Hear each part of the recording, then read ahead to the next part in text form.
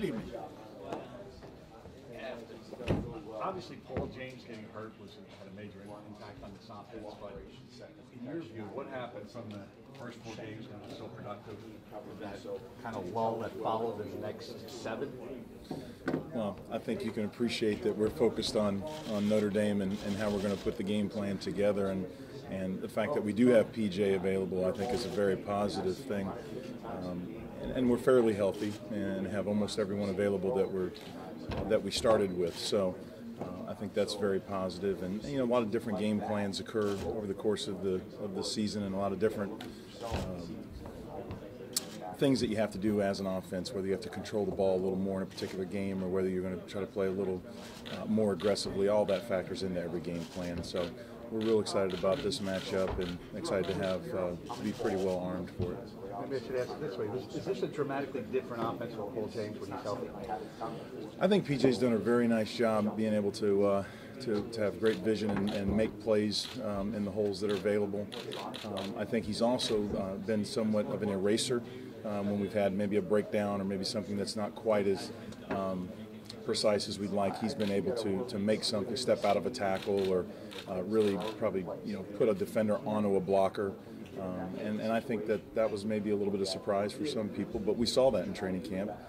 We didn't see a whole lot of it in the spring because of the circumstances, but I think we were very well pleased in the very first game of the year that he could do that under the lights, and he's been able to maintain that when he's been available. How does Leonte's situation change what you want to try and do on game day? We've been very fortunate that we've been able to work a very deep group of receivers all year.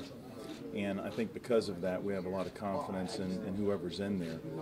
I think it's pretty well documented that he does, bring certain things to the table, and he's done those, in very clutch circumstances. So, if he's available, then we'll obviously play to his strengths, and if he's not, then we'll obviously play to the strengths of those who are in there. But he's a very fine player, and we're always excited when we have him. What are your expectations of Chase in this game? You've really only seen him in action for the last 2 games.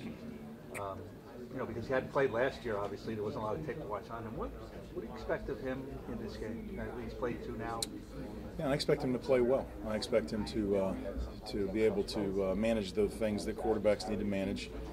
One of the things we try to tell them is play well if you can for 3 quarters. In the 4th quarter, be prepared to be a star, and be prepared to win the game in a 2-minute drive.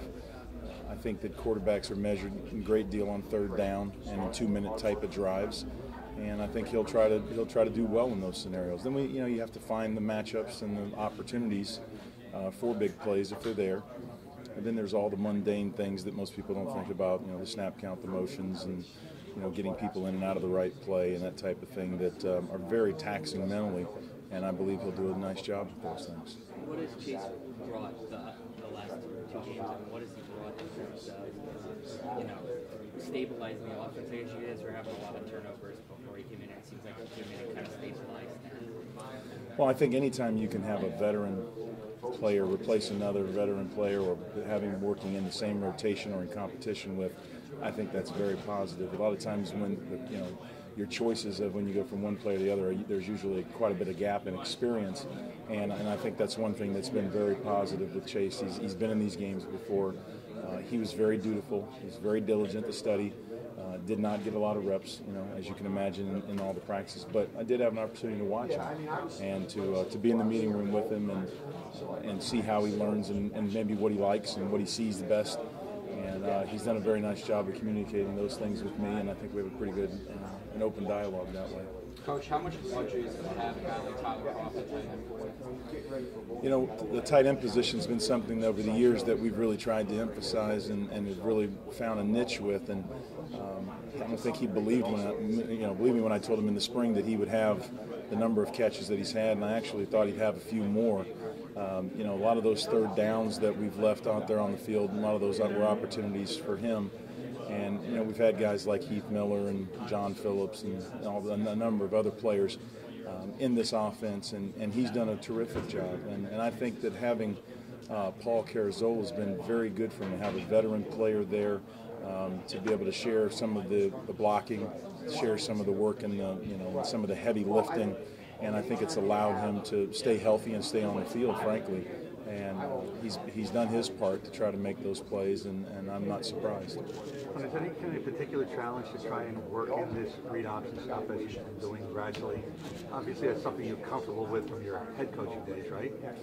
You know, I think this game is evolving and changing all the time. I think that maybe the benefit that I had being in pro football is that you have some extra time. You're not involved in recruiting, so you have some extra time to watch, you know, different types of things occurring. And if you want to be a resource to the other side of the ball, perhaps, you know, during the week, and try to explain some of the things that, you know, some teams may be trying to do to your defense in pro football, you spend a little time looking at it. The other part of it is when you are evaluating for the draft, you're spending time talking to players who are playing in these systems. And one of the ways you try to get a feel for their, you know, football intelligence and where they are, their acumen and ability to communicate, is to ask them what they did offensively. And so I think maybe the last couple of years being in pro football gave me a chance to see maybe some of this stuff actually come, you know, to play on a high stage. And we've had the good fortune to interview many players who've played in it. Some of the people that we've been associated with in our coaching past are coaching in it.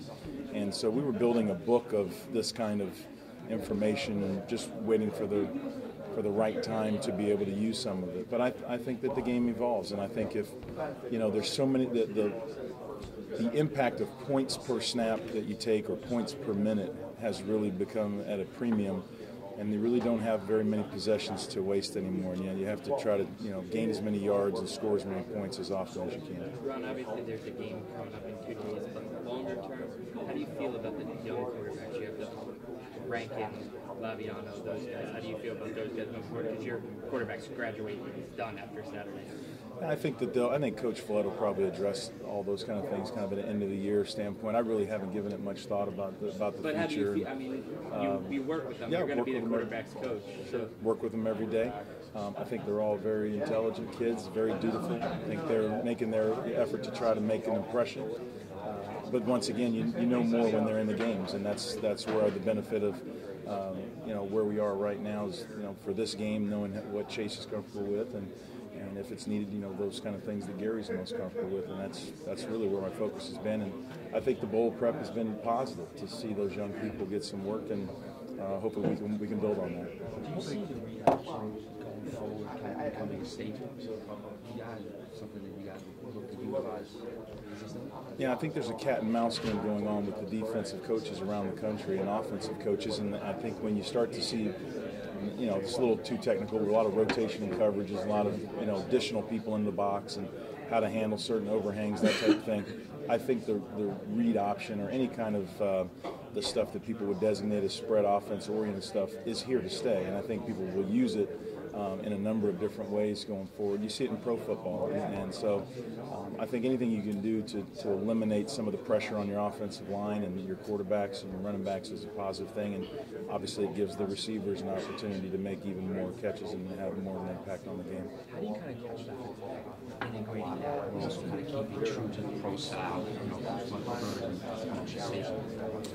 yeah, I think what we really wanted to do was install the basics of these plays, and really we haven't deviated from that. What most of the stuff that you see nowadays is derivations or some kind of ancillary reads or calls that are associated, so maybe you don't have to check out of a play. You already have the second play that you would have checked to running along with the first play, and it's the quarterback's decision that can take him there. And I think you see that becoming a bigger part of the game, and I think it's probably here to stay. And so, you know, one of the things we talked about in training camp is that we wanted to have a lot of diverse ways to run the ball and move the ball, and those are some of the things that we were referring to, and we have some other things that we haven't had a chance to show. Coach, what have you seen of Stephon Tuitt on film, and how do you prepare for him? How do you deal with him? What's his number? Number 7. Number 7. I apologize. I don't know the That's names. all right. I No, just I know the understand numbers.